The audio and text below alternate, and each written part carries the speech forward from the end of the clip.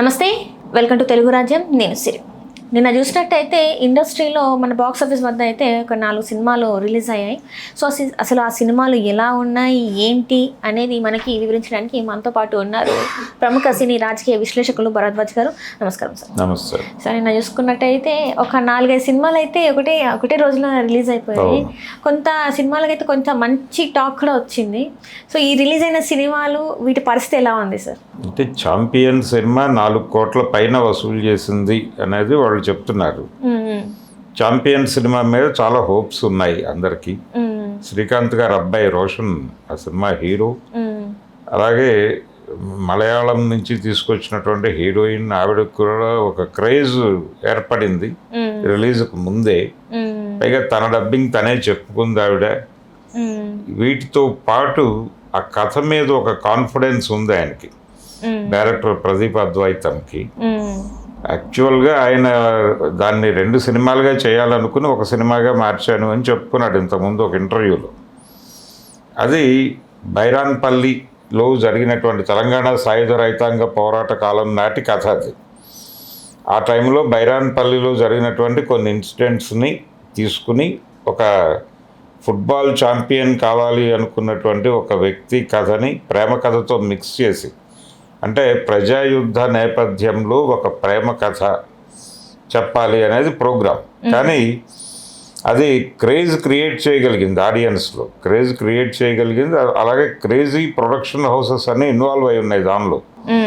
Vyjayanthi movies, స్వప్న cinema దగ్గర నుంచి మొదలు పెడితే జమినీ కిరణ్ గారి వరకు ఒక 5-6 ఉన్నారు ఆ సినిమాకి నిర్మాణ రంగంలో నిలబడినటువంటి వాళ్ళు. వీళ్ళందరూ ఉండటం వలన బహుశా ఆ సినిమాకి ఒక క్వాలిటీ వచ్చింది, ఒక క్వాలిటీ అవుట్పుట్ వచ్చింది. సినిమాని బాగా ప్రమోట్ చేశారు వాళ్ళు. విజువల్ స్కేలింగ్ చాలా బాగుంది ఆ సినిమాలో. ఇవన్నీ కలిసి థియేటర్లో ఆడియన్స్ని ఎంగేజ్ చేయగలిగింది. కానీ సినిమా బయటకు వచ్చిన తర్వాత ఆలోచిస్తే ఏ అంశాన్ని సమగ్రంగా చెప్పలేదు డైరెక్టర్ అనేటువంటి ఒక ఇబ్బందికరమైనటువంటి వాతావరణం కూడా ఏర్పడింది.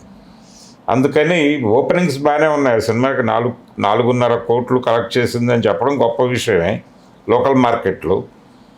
కానీ ఆ సినిమా ఎంతవరకు ముందుకు వెడుతుంది అనేది అనుమానం. దానికంటే తక్కువ కలెక్ట్ చేసినటువంటి సినిమా ఆది సాయి కుమార్ శంబాల సినిమా 3 కోట్ల పైన కలెక్ట్ చేసింది అని చెప్తున్నారు. 3-3.5 మధ్య ఉంది అది. అయితే ఈ 3.5 కోట్లే కలెక్ట్ చేసినప్పటికీ ఆ సినిమా మీద ఒక పాజిటివ్ వైబ్రేషన్ ఉంది. బాగుంది అనే టాక్ వచ్చింది. సినిమా నిలబడుతుంది అనేటువంటి ఒక నమ్మకం ఏర్పడింది. వాళ్ళు ఆల్రెడీ నిన్న ఆ విషయాన్ని సాయి కుమార్ గారు ప్రకటించారు. చాలా కాలం తర్వాత మా కుటుంబానికి దక్కినటువంటి ఒక విజయంగా ఆయన చెప్పుకున్నాడు. అది ఆ సినిమాకి సంబంధించిన వ్యవహారం. ఆ తర్వాత ఇంకొక సినిమా, అంటే కొంచెం కాంట్రవర్సీ క్రియేట్ అయ్యి సినిమా రిలీజ్ అయింది, దండోరా సినిమాకి సంబంధించి వాళ్ళైతే ఎంత కలెక్ట్ అయింది అనేది బయటకు ప్రొజెక్ట్ చేయలేదు. కానీ ఓవరాల్గా సినిమా బాగానే ఉంది అనేది అభిప్రాయం. నేను చూశాను ఆ సినిమాగా బాగానే తీశారు డైరెక్టర్ గారు మురళి. ఆయన కొంత డెడికేటెడ్గా పనిచేశాడు సినిమాకి. ఒక చిన్న ఇబ్బంది తప్ప, అంటే కథలో ఇప్పటి వరకు మనం కుల వివక్ష మీద వచ్చినటువంటి సినిమాలన్నీ కూడా కింది కులాలు కోణంలో నుంచి చూపించారు. విక్టిమ్ వైపు నుంచి కూడా కథని నడుపుతూనే అవతల వాళ్ళు కూడా మనుషులే కాబట్టి వాళ్ళల్లో దీనికి కలిగేటువంటి స్పందనలను రికార్డ్ చేయాలి అని అనుకుని మొదలుపెట్టాడు ఆ సినిమా. ఆ స్పందనలను రికార్డ్ చేయాలి అనుకుని క్రియేట్ చేసిన క్యారెక్టరే శివాజీ గారు పోషించిన శివాజీ క్యారెక్టర్. ఆ సినిమాలో ఆయన క్యారెక్టర్ పేరు కూడా శివాజీని. సో ఆ క్యారెక్టరు, అలాగే బిందు మాధవి గారి క్యారెక్టరు, నందు క్యారెక్టరు, అలాగే నవదీప్ క్యారెక్టర్, ఇవన్నీ కూడా సినిమాలో చాలా అద్భుతంగా వర్కౌట్ అయినాయి. ఒక కొత్త ఫీల్ క్రియేట్ అయినాయి. నవదీప్ చాలా అద్భుతంగా చేశాడు. తనలో ఇంత నటన ఉందనే విషయం ఇప్పటిదాకా ప్రపంచానికి తెలియదు. ఇంత ఆర్గానిక్గా నటిస్తాడు. చాలా న్యాచురల్గా వెళ్ళింది సినిమాలో. ప్రతి క్యారెక్టర్ని చాలా న్యాచురల్గా నడిపాడు. కానీ రిలీజ్ అయిన సినిమాలన్నీ కొత్త అనుభూతి కలిగించే ప్రయత్నం చేయటం అనేది ఒక విశేషం.